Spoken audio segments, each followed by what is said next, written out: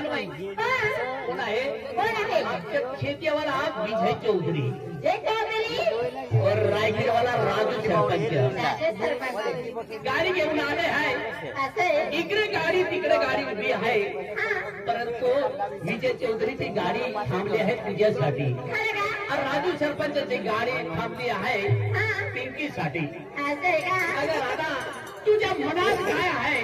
माझ्या मनात लग्न करायचं असेल तर विजय चौधरी खेतीवाला राजू सरपंच रायखेड़वाला 500 रुपये दिए. ये जो गाना है उनको बहुत पसंद है, दबा के गाना बनता है. अगं तुला तर राजवाट होते. अरे का तर चालली बाई विजय चौधरी सोबत लग्न करायला.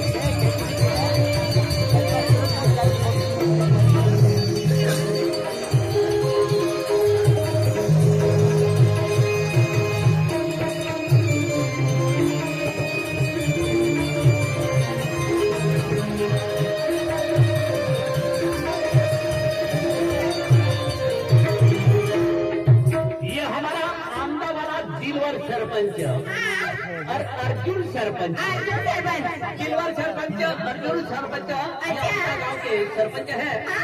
उनको भी ये गाना बहुत पसंद है. लेकिन हमारा रायखेड़ वाला राजू सरपंच और ठेके वाला विजय चौधरी के जो वादा है उन्होंने और भी 500 रुपये दिए हैं. ये जो गाना है बहुत पसंद है.